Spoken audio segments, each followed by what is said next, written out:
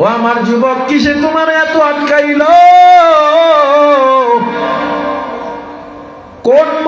কোন মায়ায় পড়িয়া, কিসের মায়ায় পড়িয়া তুমি তোমার জীবনটা ধ্বংস করে দিলা?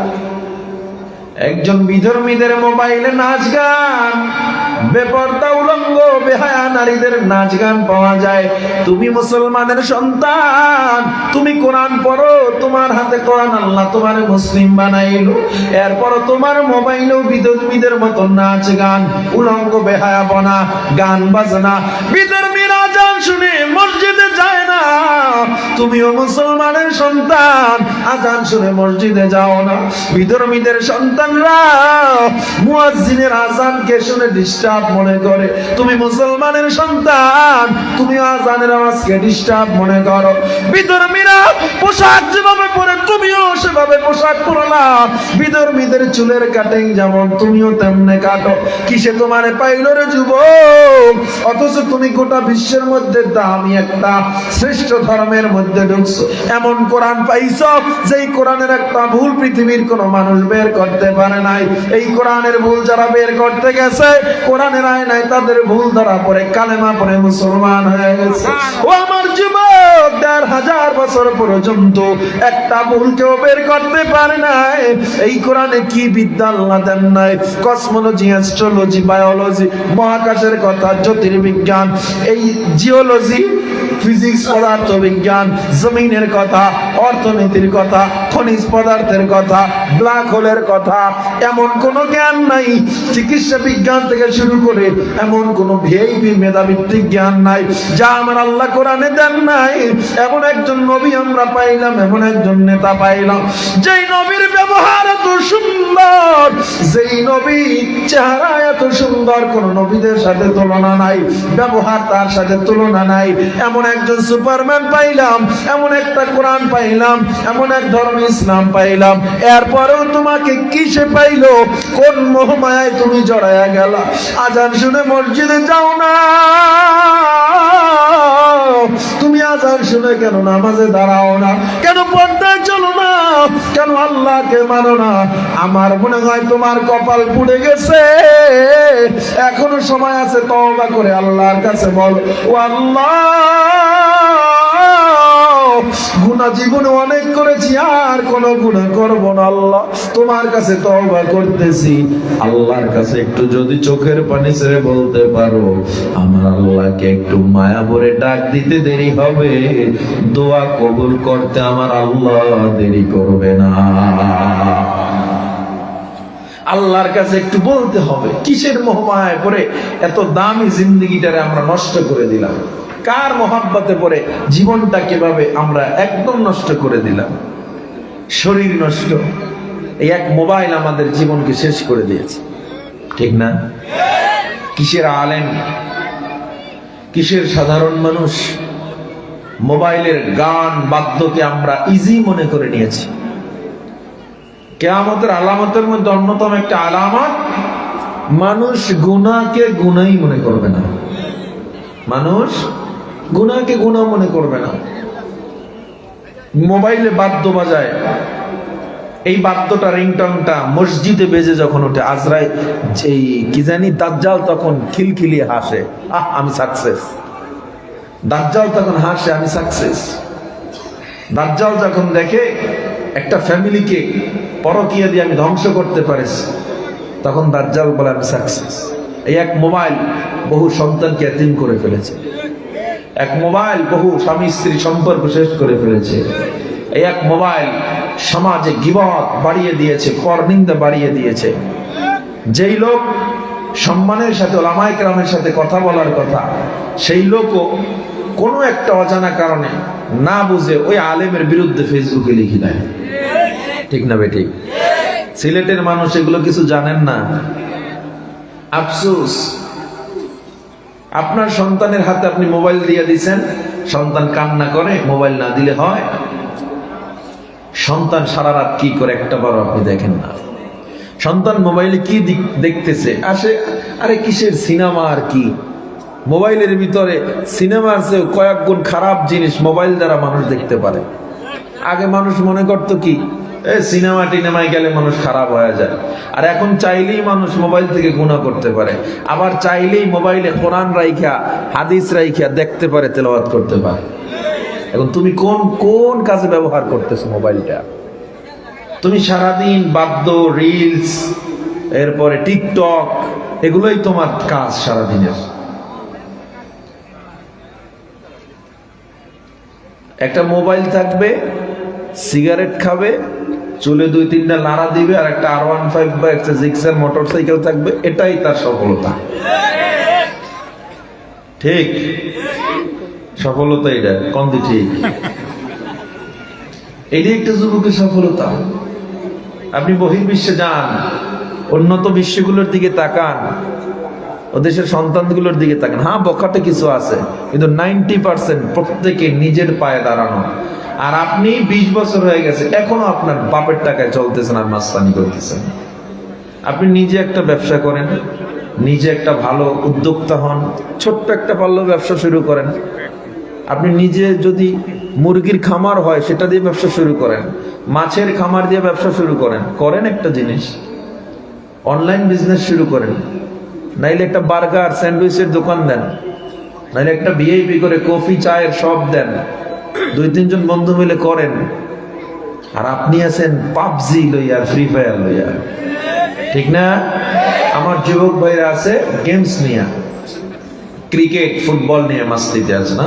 শরীর চর্চা ভালো, একটা টাইম করে খেলাধুলা করেন শরীর চর্চার জন্য, কিন্তু জীবনটারে দিয়ে দিছে এটার পিছনে, পুরো লাইফটাকে শেষ করে দিছে এই গেমস, নেশা। আপনাদের সিলেটে তো নেশাখোর নাই না? আছে।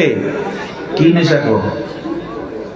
পান খায়, এটা নেই নেশা। অনেকে কয় পান খায়, এটা বলে নেশা। আরে কি পাগলে পাইছে তো চিন্তা করেন। সিগারেট খায়, সিগারেট পান করে, ঠোঁট 2টা মাশাআল্লাহ গোলাপের পাপড়ির মতো সুন্দর, ঠিক না? আর মুখ থেকে তো মেশকা আম্বরের ঘ্রাণ আসে। এর বোর্ড দ্বারা জিগান লাগে যে কতটুকু শান্তিতে আছেন আপনি। আর এই যে ওয়াশ শেষ করে অনেকে ওইটাই ধরাইব সিগারেট। কথা বলেন ঠিক না বেরি? এটা অনেকটাই মত শুনছেন, একটা সিগারেট না ধরাইলে হয়? আছে না নাই? অথচ তুমি শ্রেষ্ঠ মানুষ, তুমি তোমার কলিজাটা পচায়া ফেললা ধূমপান করে, তুমি দামি মানুষ, এই ঠোঁটটাকে নষ্ট করে দিলা নেশা করতে করতে। আল্লাহ কয় জবান দিয়ে তুই আমারে ডাকবি, আর তুই জবান দিয়া নেশা পান করতেছ।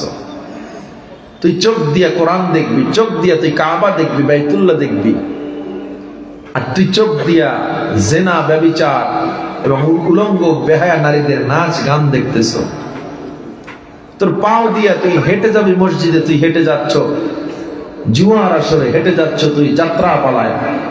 আল্লাহ যেদিন কিয়ামতের দিন ধরবেন, সেদিন আপনার হাত আপনার বিপক্ষে সাক্ষী দিবে, আপনার পা আপনার বিপক্ষে সাক্ষী দেওয়া শুরু করবে, চোখ আপনার বিপক্ষে সাক্ষী দিবে, আপনার জবান আপনার বিপক্ষে সাক্ষী দিবে। আল্লাহ তাআলা সেদিন যখন গুনাহগারকে বলবে তুই এটা করস না, আল্লাহ আমি এটা করি নাই, আল্লাহ বলবেন হাত তুমি সাক্ষী দাও এটা করছে কিনা, অন্যায় ভাবে মানুষের গায়ে আঘাত করছে কিনা সাক্ষী দাও। হাত তখন ডাক দিয়া বলবো আল্লাহ, এই হাত দিয়া গরিব রিকশাওয়ালার উপরে চর লাগাইয়া দিছে, এই হাত দিয়া জমি দখল করছে, এই হাত দিয়া গরিবের সম্পদ লুট করেছে আল্লাহ, এই হাত দিয়া সুদের ঘুষের লেনদেন করেছে।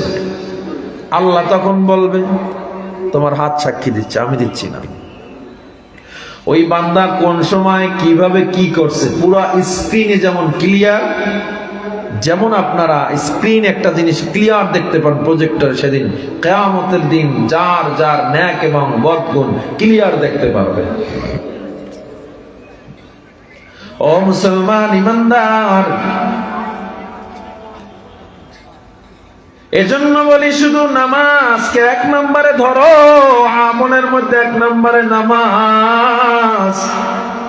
যার নামাজ যত সুন্দর তার ব্যবহার তত সুন্দর, যার নামাজ যত সুন্দর তার অন্যান্য ইবাদত তত সুন্দর।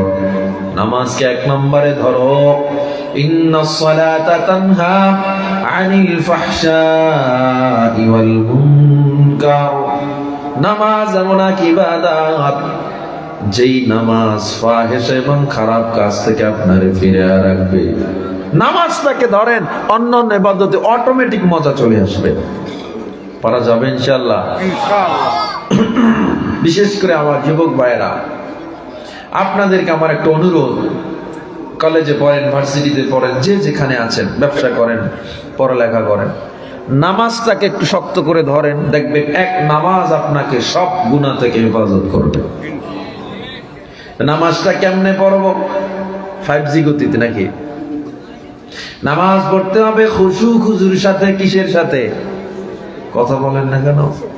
কিসের সাথে? খুশু খুজু। সবাই বলেন খুশু খুজু। আল্লাহ তাআলা সূরা মুমিনুনে বলেন, ক্বাদ আফলাহাল মুমিনুন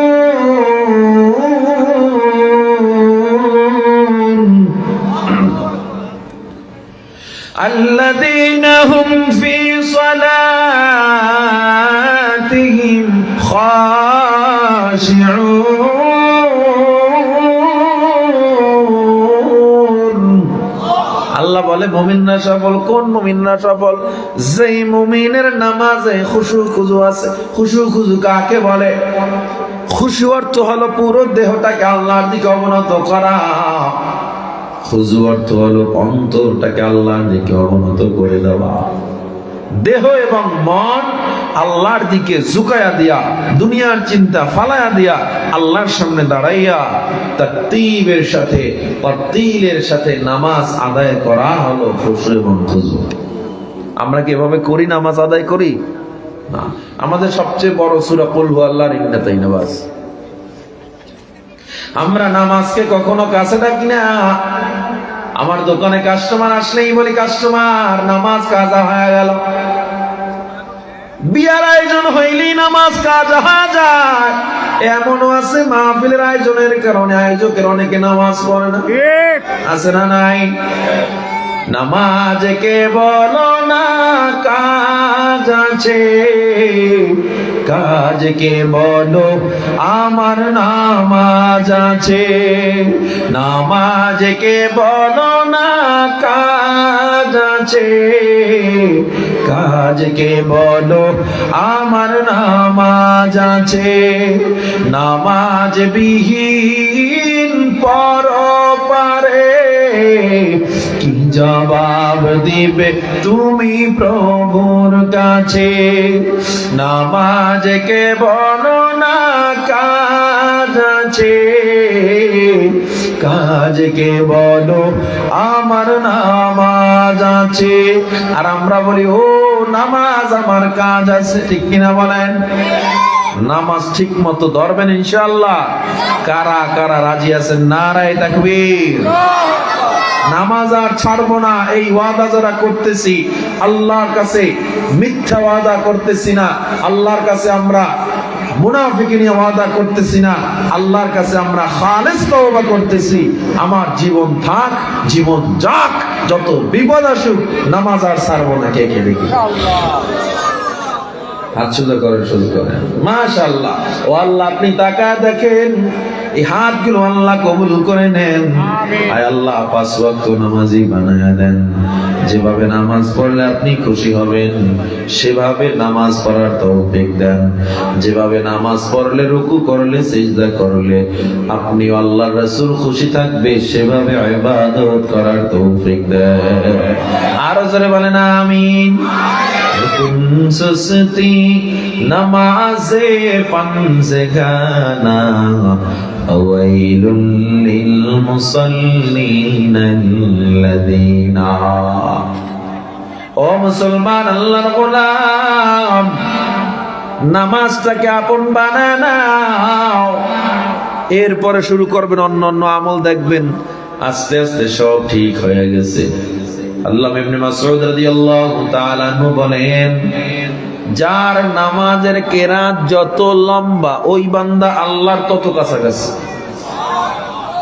নামাজটা একটু লম্বা করে পড়া যাবে? কথা বলেন। দুনিয়ার সবকিছু দ্রুত করেন, নামাজটা দ্রুত করবেন না। প্রশাসনের সামনে দাঁড়াইলে ভীতু হয়ে দাঁড়া যাও, এমপি মন্ত্রীর সামনে দাঁড়াইলে ভীতু হয়ে দাঁড়াও। একটা হিংস্র প্রাণীর সামনে দাঁড়াইলে যেমন ভয় পায় যাও, এতটুকু ভয় নিয়েও যদি আল্লাহর সামনে দাঁড়াইতা, আমার আল্লাহ কোন নামাজ কবুল না করে পারত না। নামাজে দাঁড়ায়, মহাপরাক্রমশালী আল্লাহর সামনে দাঁড়ায়, এরপর বান্দা কেমন যেন গা ছাড়া ভাব। মাদান আবদুহু ওয়া রাসূলুহু الذي أرسله إلى الناس كافة. الذي أرسله إلى الناس كافة بشيرا ونذيرا وداعيا إلى الله بإذنه وسراجا منيرا. أما بعد فأعوذ بالله من الشيطان الرجيم. بسم الله الرحمن الرحيم.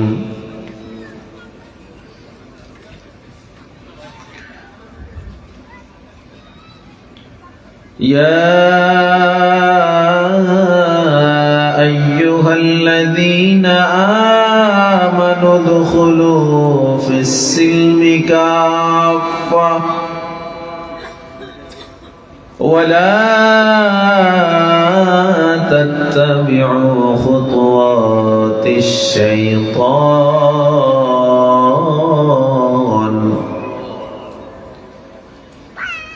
إنه لكم عدو مبين. صدق الله مولانا العظيم.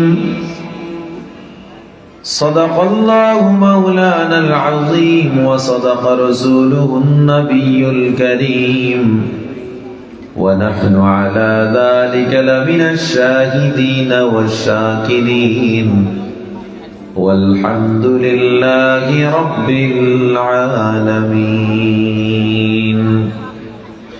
محبت সবাই দুরূদ শরীফ পড়ি। اللهم صل على محمد وعلى آل محمد كما صليت على إبراهيم وعلى آل إبراهيم إنك حميد مجيد. اللهم بارك على محمد وعلى آل محمد كما باركت على إبراهيم وعلى آل إبراهيم إنك حميد مجيد. উত্তর ভবানীপুর ফরেস্ট অফিস ইসলামী যুব কল্যাণ পরিষদ ও মসজিদের উদ্যোগে আয়োজিত অধ্যকার ইসলামী মহাসম্মেলন। ওই বক্সটা আরেকটু দিক ঘুরান, এই আপনার সামনে এটা একটু দিক ঘুরান। না এটা না, এটা না, এটা না, হ্যাঁ ঘুরান। বাস বাস, এত না এত না, আরেকটু ওদিকে। বাস। উপস্থিত আমার মাইকে আর পরে আওয়াজ যায়, এটা এতক্ষণ তাইল না। আচ্ছা, উপস্থিত অত্র মাহফিলের সম্মানিত সভাপতি মুআজ্জাজ মুকাররম জাতির মাথার মুকুট হযরত উলামায়ে কেরাম, দূর দূরান্ত থেকে আগত আল্লাহ পাকের আশিকিন জাকিরিন শাকিরিন বন্ধুরা, কলিজার টুকরার সমবয়সী আমার যুবক ও ছাত্র ভাইরা, আল্লাহ পাক ঘুমে ধরছে, অন্তর খুলে জোরে পড়ি আলহামদুলিল্লাহ। আজ আমরা এখানে এসেছি আল্লাহর অশেষ মেহেরবানি, দয়া না থাকলে আসতে পারতাম না, ঠিক না? কত মানুষ কত কাজে ব্যস্ত, কত মানুষ কত ভাবে দুনিয়া থেকে চলে যাচ্ছে, অথচ দিনের কাজের সুযোগ পেয়েও আমরা দিনের কাজ করতেছি না, ঠিক না?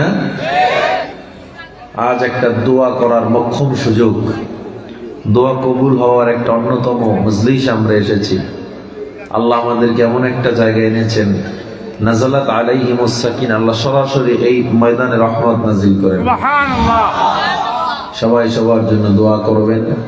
বিশেষ করে আমাদের দেশের সাবেক প্রধানমন্ত্রী বেগম খালেদা জিয়া আজকে ইন্তেকাল করেছেন, আমরা ওনার রুহের মাগফিরাতের জন্য দোয়া করব ইনশাআল্লাহ। পারবেন না ইনশাআল্লাহ?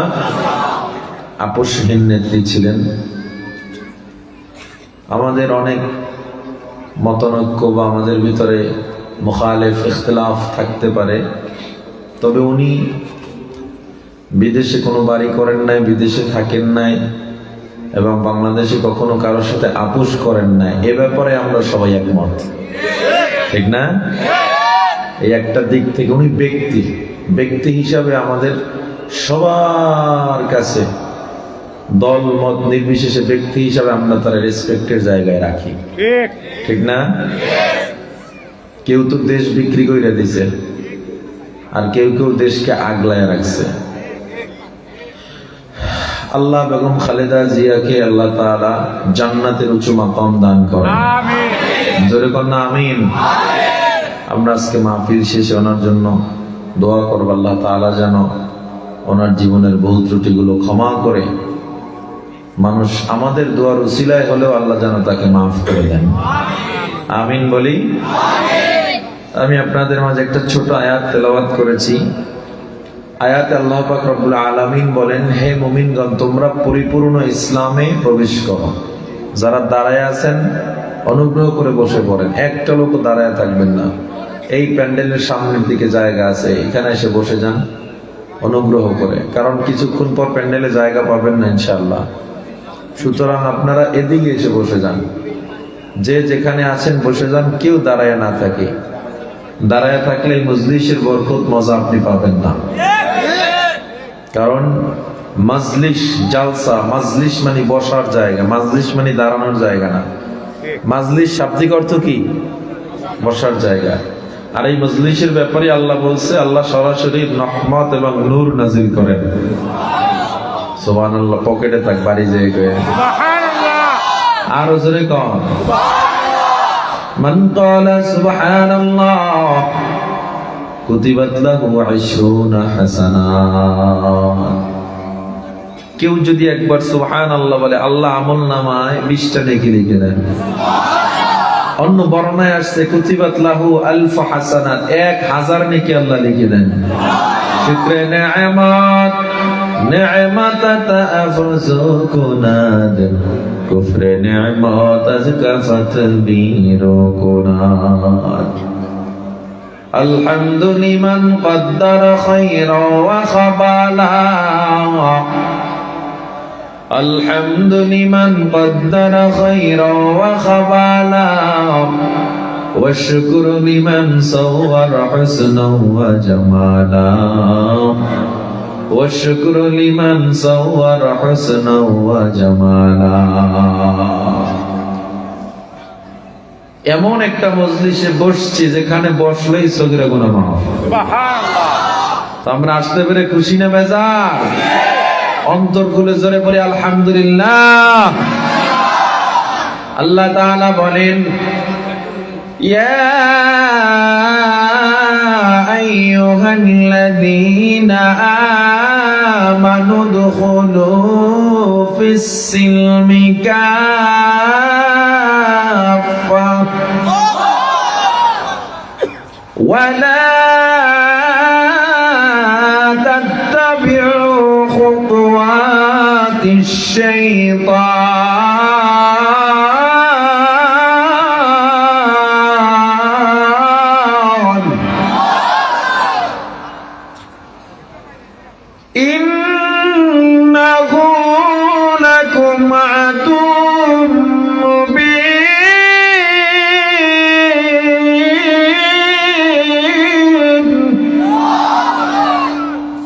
আল্লাহ বলেন, হে ইমানদারেরা পরিপূর্ণ ইসলামে ঢুকো।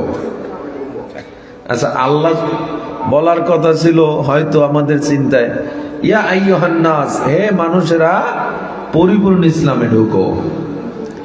ইমানদাররা আবার ইসলামে ঢুকো, ইমানদার তো ইমানদার। কিন্তু আল্লাহ তাআলা বলেন, হে ইমানদার, তোমরা পরিপূর্ণ ইসলামে ঢুকো। কারণ ইমানদাররা কেন ইসলামে ঢুকবে?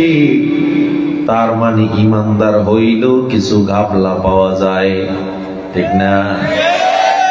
আল্লাহ কেন ইমানদারের কথা বললেন? তাইলে আমাদেরকে আগে জানতে হবে ইমানদার কারা। ইমানদার কারা? ইমানদার হওয়ার জন্য কিছু শর্ত আছে। এক নাম্বার শর্ত, ইমানদার প্রথম ঈমান আনবে আল্লাহর উপরে। ঈমান অর্থ হলো বিশ্বাস, মুমিন অর্থ হলো বিশ্বাসী। ঈমান অর্থ কি? বিশ্বাস। মুমিন অর্থ বিশ্বাসী। আমি ঈমান আনলাম আল্লাহর উপর, আমানতু বিল্লাহ, আমি ঈমান আনলাম আল্লাহর উপরে। কেমনে? লা তুশরিক বিল্লাহ, আল্লাহর সাথে কাউকে শরীক করা যাবে না। ওয়াল্লাহু আহাদ, সবাই একসাথে জবাব দেন, আল্লাহ কয়জন? একজন। আরো জোরে বলেন, একজন। এই কথার উপর আমার বিশ্বাস আছে না নাই? আল্লাহ বলে ইমানদার ইসলামে ঢুকো। তাইলে জানি আমরা ইমানদার কারা। ইসলামে আবার পরিপূর্ণ আল্লাহ কেন ইমানদারদেরকে ঢুকতে বললেন? কারণ ইমানদার তারা যারা আল্লাহ মানে, রসুল মানে, পরকাল মানে, তাকদীর মানে আমার ভাগ্যে যা আছে সব কার পক্ষ থেকে? খায়রিহি ওয়া শাররিহি, আমার ভাগ্যের ভালো মন্দ মিনাল্লাহি তাআলা, আমার ভাগ্যের ভালো মন্দ কে নির্ধারণ করে? জোরে বলতে হবে। তাইলে আমরা বিশ্বাস করলাম তাকদীরকে, বিশ্বাস করলাম পরকালকে। নবীর উপরেও আমরা ঈমান আনলাম, নবীকে বিশ্বাস করলাম। নবীর উপরে ঈমান আনা কাকে বলে? বলে আল্লাহ তাআলা, আল্লাহর পয়গম্বর এবং রাসূল, এবং তিনি তার বান্দা। নবীজি সাল্লাল্লাহু আলাইহি ওয়াসাল্লাম বলেন, আনা খাতামুন নাবিয়্যিন লা নাবিয়্যা বা'দি, আমি শেষ নবী, আমার পরে আর কোন নবী আসবে না। কিন্তু মির্জা গোলাম আহমদ কাদিয়ানী বলে তিনি নাকি শেষ নবী। নাউযুবিল্লাহ। আর জোরে বলেন নাউযুবিল্লাহ। কাদিয়ানী মুসলমান না কাফের? কাফের। আর জোরে বলতে হবে কাফের। কাদিয়ানীদেরকে যারা কাফের মনে করবে না তারাও কাফের। কাফের। ভাই কি বলেন না? কাদিয়ানীকে যারা কাফের মনে করবে না তারাও কাফের। সবাই বলেন কাফের। আমরা 53-54 বছর পর্যন্ত কম আন্দোলন করলাম না, কম বারবার আবদার করলাম না। সবাই ইসলামী মূল্যবোধের কথা বলে বলে 54 বছর পর্যন্ত ক্ষমতায় আইল। কেউ আমাদের কথা রাখে নাই। আমরা মুসলমান যে যেই দল করি, আমার নবীর জন্য, আল্লাহর জন্য আমাদের অন্তরে আলাদা জায়গা আছে না নাই? জোরে বলেন আছে না নাই? সুতরাং আমরা মুসলমান বারবার দাবি করছি। কাদিয়ানীকে আমরা রাষ্ট্রীয়ভাবে কাফের ঘোষণা চাই, কেউ আমাদের কথা রাখে নাই। তার মানে আমাদেরকে বোকার মতো, আমাদেরকে মিথ্যা আশ্বাস দিয়ে ক্ষমতায় এসে ইসলামী মূল্যবোধের তারা দাম দেয় নাই। যারা কাদিয়ানীকে এখন এই বাংলায় কাফের ঘোষণা করতে পারে না, এমন দলগুলোকে আর আমরা বাংলার ক্ষমতার মসনদে দেখতে চাই না। আমরা এমন এক দলকে ক্ষমতার মসনদে চাই, এমন নেতাকে আমরা ক্ষমতার মসনদে চাই, যারা মানুষের কথা বলবে, গণমানুষের অধিকার প্রতিষ্ঠা করবে, ইনসাফের কথা বলবে, যারা কাদিয়ানীকে রাষ্ট্রীয়ভাবে কাফের ঘোষণা করবে, এমন মানুষকে আমরা আমাদের নেতা বানাতে চাই। ঠিক কিনা জোরে বলেন? কাদিয়ানী মুসলমান না কাফের? আরো জোরে বলেন। মুসলমানের এই দেশেতে কাদিয়ানীদের ঠাঁই নাই। কাদিয়ানীদের পক্ষে যারা, তাদের কোনো রক্ষা নাই। এই দেশেতে থাকতে হলে কোরআন মানতে হবে, কোরআন না মানলে সোনার বাংলা ছাড়তে হবে। জোর কদমে সামনে চলো, বজ্র কণ্ঠে আওয়াজ তোলো, সবাই মিলে একই তালে দাও না স্লোগান, নারায়ে তাকবীর,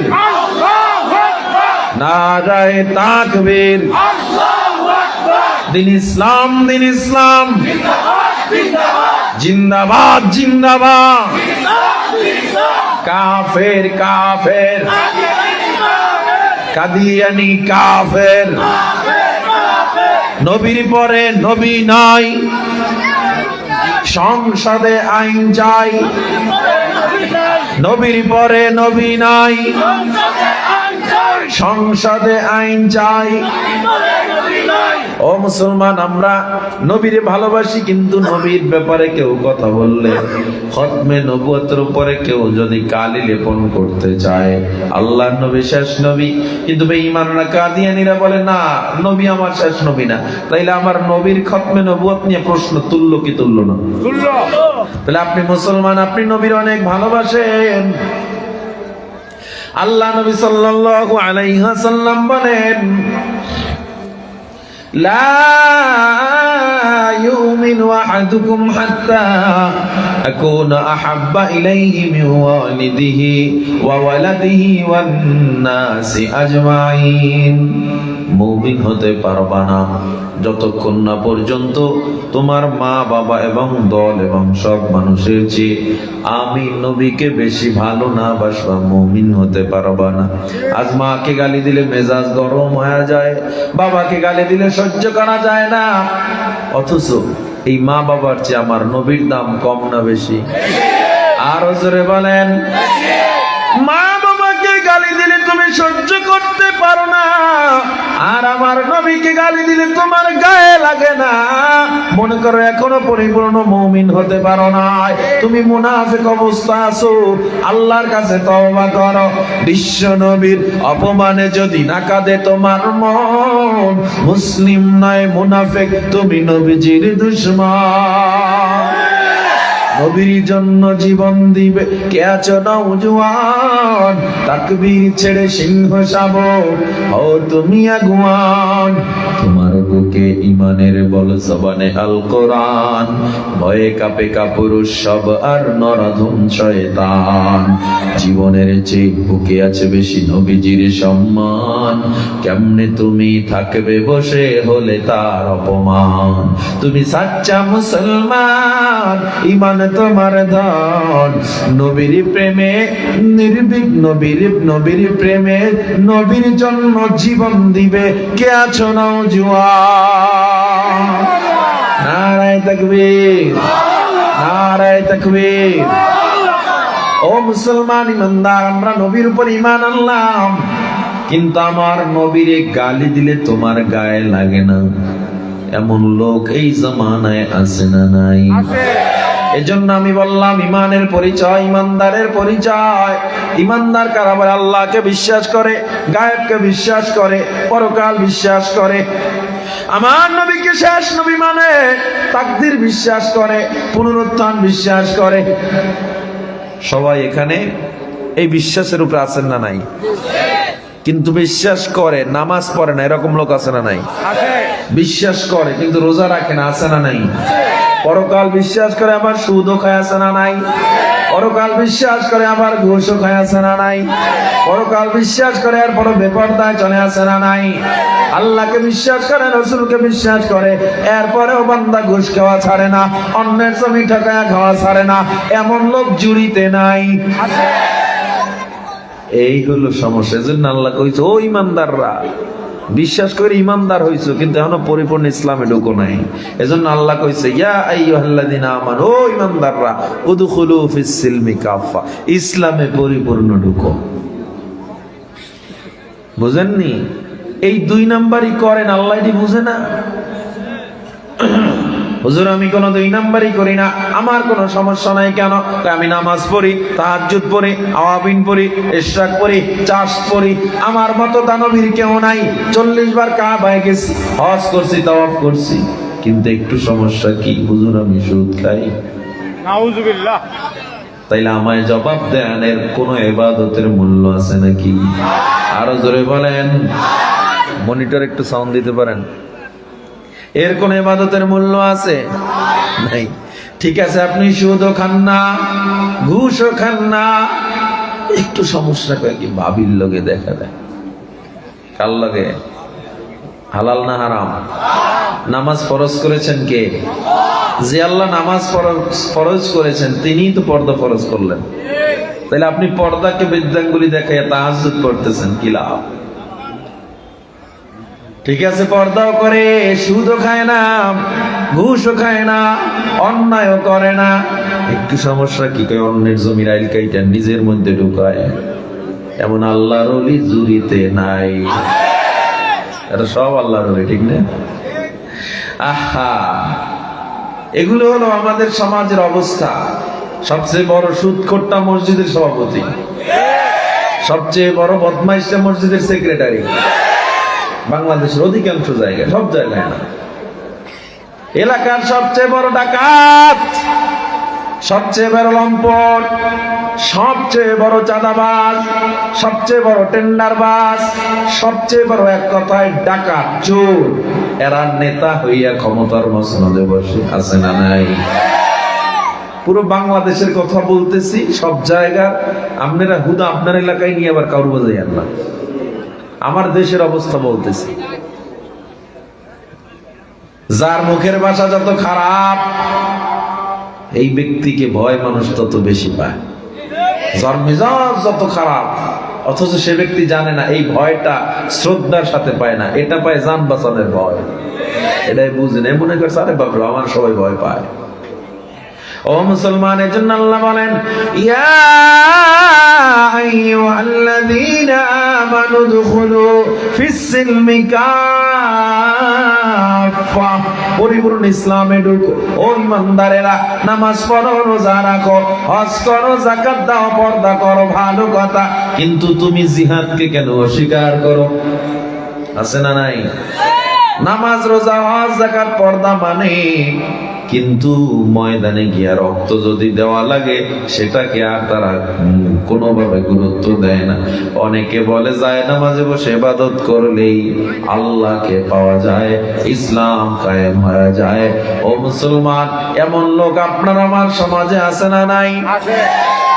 যায় নামাজে বসে দোয়া করলেই যদি ইসলাম কায়েম হয়ে যাইত, আমার নবী মসজিদে নববীর যায় নামাজ ছাড়িয়া আবার উহুদের ময়দানে গিয়া রক্ত দেওয়ার প্রয়োজন ছিল না।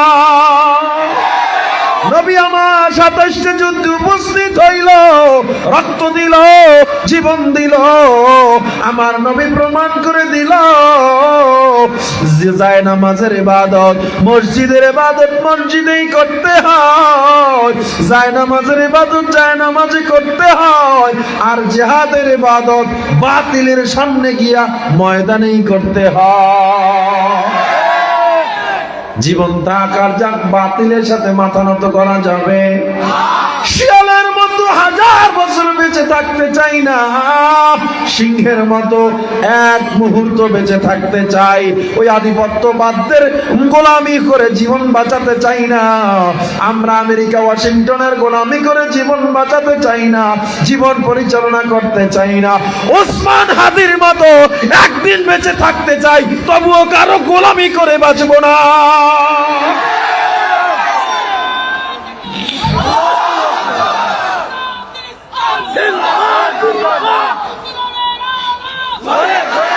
ও মুসলমান ইমানদার, আপনার বিবেকের কাছে আমার একটা প্রশ্ন। এসি রুমে বসে যদি মারা যান, আজরাইল যখন আপনার জান নিবি, ময়দানে মারা যাওয়ার চেয়ে এসি রুমে জান নেওয়াটাই আরাম বেশি হবে, ঠিক না? হ্যাঁ, মৃত্যু কষ্টটা একটু কম হবে এসি রুমে? হবে না তো হবেই না। বরং যারা ময়দানে গিয়া জীবন দেয় ইনসাফ প্রতিষ্ঠার জন্য, আল্লাহর রাস্তায় জিহাদ করে, রাষ্ট্রকে জালেম শাসকের বিরুদ্ধে দাঁড়ায় যায়, এমন শহীদের ব্যাপারে আমার নবী জানা দেয়। শহীদের মরণটা যখন হয়, আজরাইল যখন জানটা নেয়, শহীদরা যেন পিপিলিকার কামড়ের চেয়েও কম ব্যথা পায়। জোরে কোন সুবহানাল্লাহ।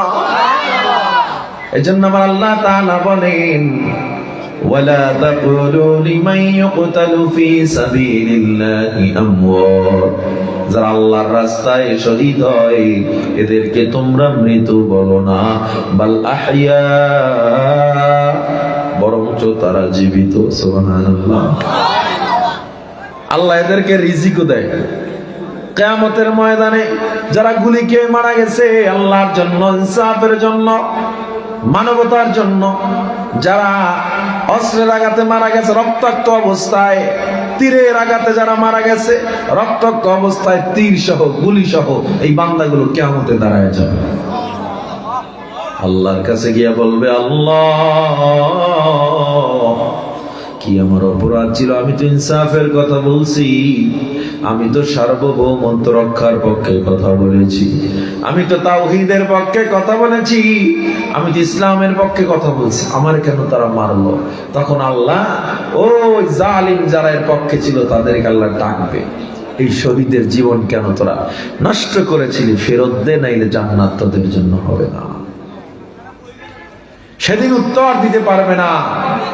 সন্ত্রাসীরা সেদিন আটকে যাবে, আর শহীদরা হাসতে হাসতে জান্নাতে চলে যাবে।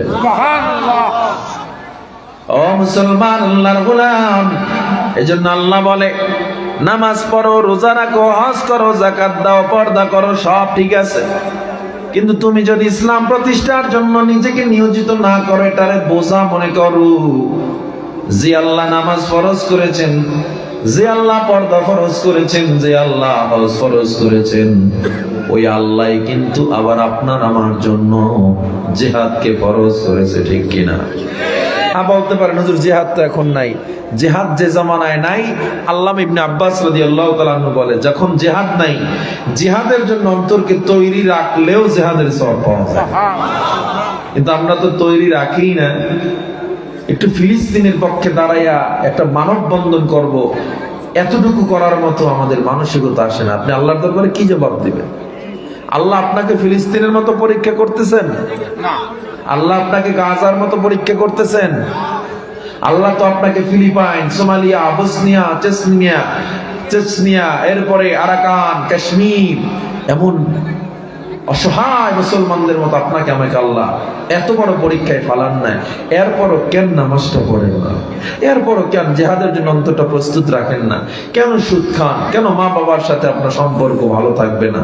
কেন এলাকার মুরব্বীদের সাথে আপনি বেয়াদবি করবেন? বলেন আমাকে ভাই, কি স্বার্থ, কি পাবেন এর ভিতরে? ও আমার যুবক, কিসে তোমার এত আটকাইল?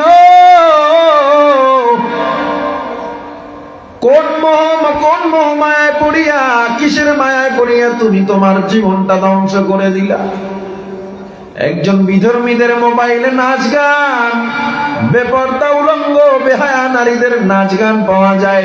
তুমি মুসলমানের সন্তান, তুমি কোরআন পড়ো, তোমার হাতে কোরআন, আল্লাহ তোমার মুসলিম বানাইলো, এরপর তোমার মোবাইলেও বিধর্মীদের মতো নাচ গান, উলঙ্গ বেহায়া বনা, গান বাজনা।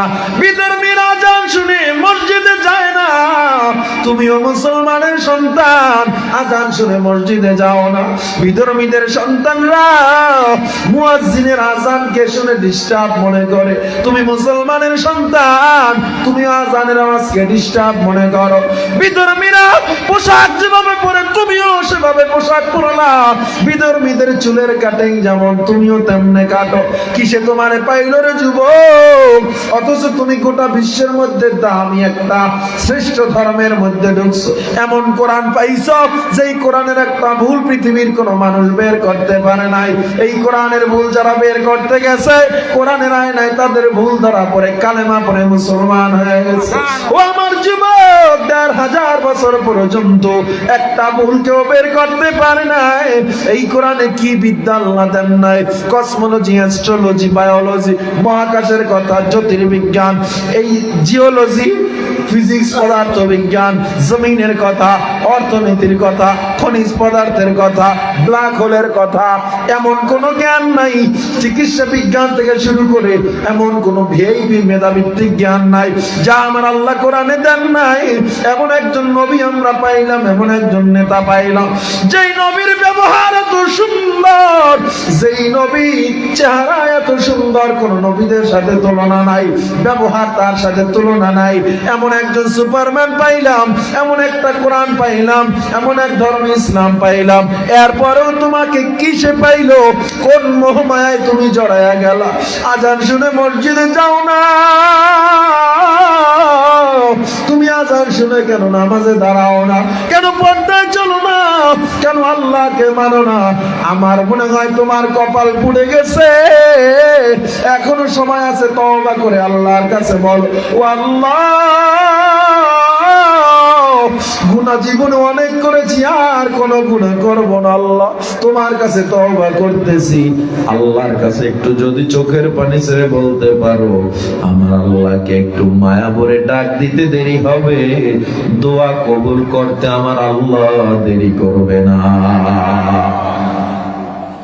আল্লাহর কাছে একটু বলতে হবে। কিসের মোহমায় পড়ে এত দামি জিন্দেগিটারে আমরা নষ্ট করে দিলাম? কার মোহাব্বতে পড়ে জীবনটা কিভাবে আমরা একদম নষ্ট করে দিলাম? শরীর নষ্ট, এই এক মোবাইল আমাদের জীবনকে শেষ করে দিয়েছে, ঠিক না?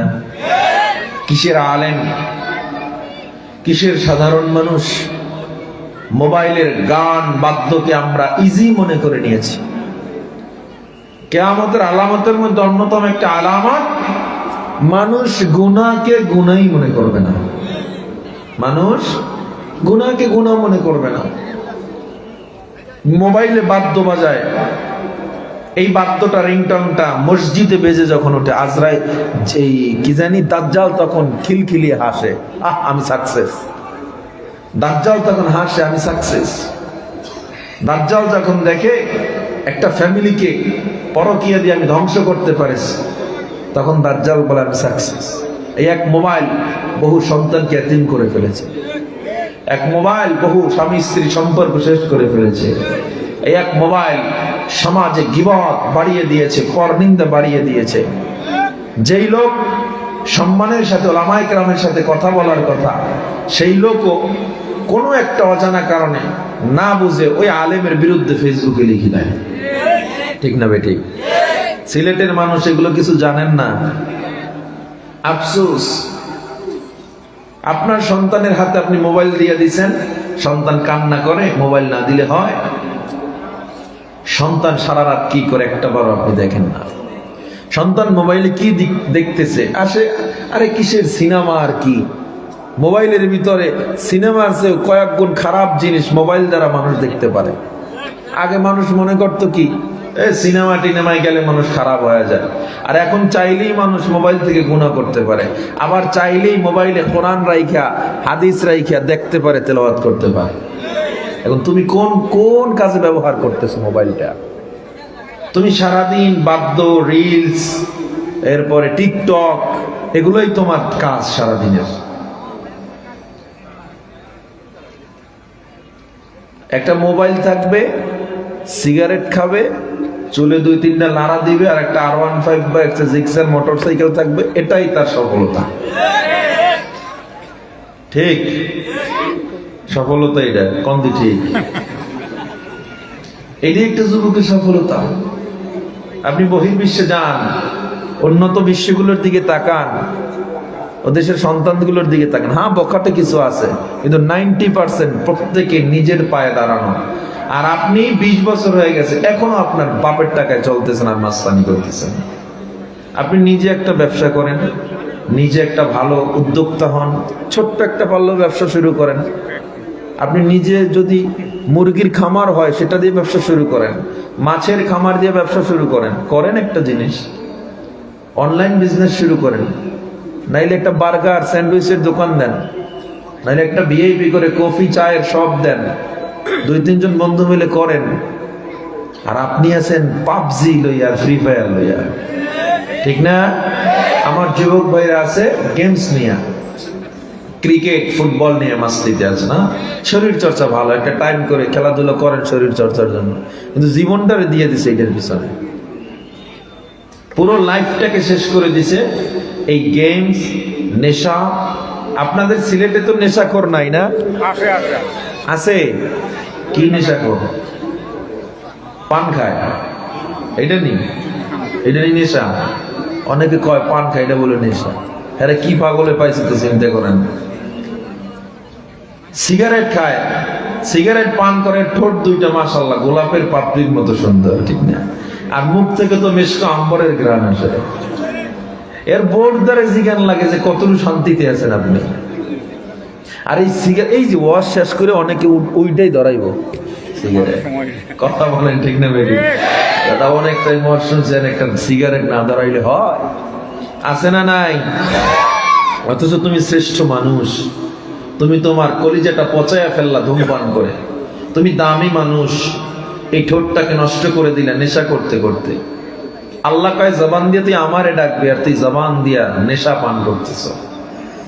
তুই চোখ দিয়া কোরআন দেখবি, চোখ দিয়া তুই কাবা দেখবি, বাইতুল্লাহ দেখবি, আর তুই চোখ দিয়া জেনা, ব্যভিচার এবং উলঙ্গ বেহায়া নারীদের নাচ গান দেখতেছ।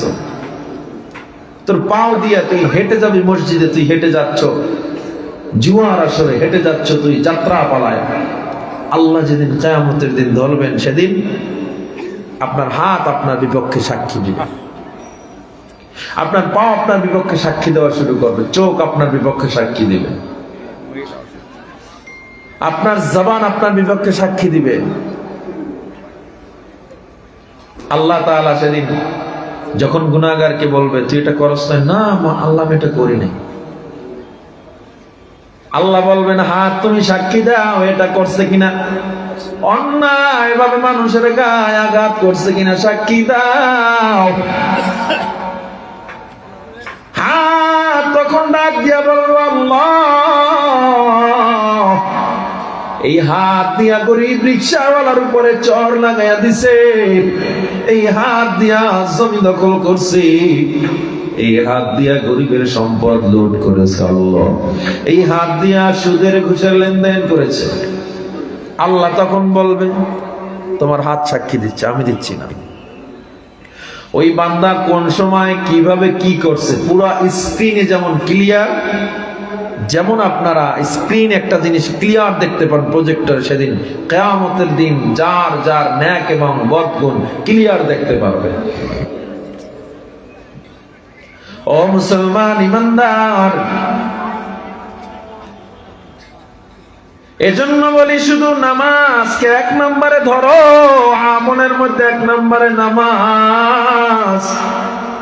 যার নামাজ যত সুন্দর তার ব্যবহার তত সুন্দর, যার নামাজ যত সুন্দর তার অন্যান্য ইবাদত তত সুন্দর। নামাজকে এক নম্বরে ধরো। ইন্নাস সালাতা তানহা আনিল ফাহশাই ওয়াল মুনকার। নামাজ এমন এক ইবাদত, যেই নামাজ ফাহিশ এবং খারাপ কাজ থেকে আপনারে ফিরিয়ে রাখবে। নামাজটাকে ধরেন, অন্য ইবাদতে অটোমেটিক মজা চলে আসবে, পারা যাবে ইনশাআল্লাহ। বিশেষ করে আমার যুবক ভাইয়েরা, আপনাদেরকে আমার একটা অনুরোধ, কলেজে পড়েন, ভার্সিটিতে পড়েন, যে যেখানে আছেন, ব্যবসা করেন, পড়ালেখা করেন, নামাজটাকে একটু শক্ত করে ধরেন, দেখবেন এক নামাজ আপনাকে সব গুনাহ থেকে হেফাজত করবে। নামাজটা কেমনে পড়ব? 5G গতিতে নাকি? নামাজ পড়তে হবে খুশু খুজুর সাথে। কিসের সাথে? কথা বলেন না কেন? কিসের সাথে? খুশু খুজু। সবাই বলেন খুশু খুজু। আল্লাহ তাআলা সূরা মুমিনুনে বলেন, ক্বাদ আফলাহাল মুমিনুন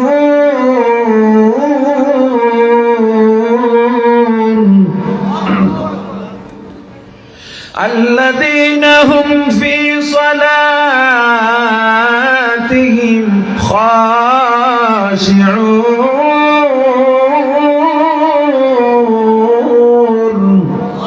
আল্লাহ বলে মুমিনরা সফল। কোন মুমিনরা সফল?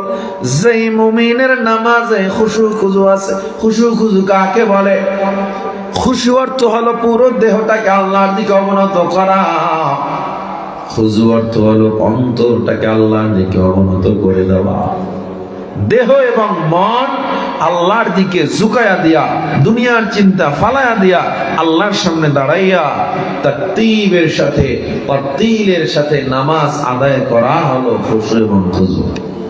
আমরা কি এভাবে করি? নামাজ আদায় করি না। আমাদের সবচেয়ে বড় সূরা কুল হুয়াল্লাহর ইন্নাতাইনা বাস। আমরা নামাজকে কখনো কাছে ডাকি না। আমার দোকানে কাস্টমার আসলেই বলি, কাস্টমার নামাজ কাজা হয়ে গেল।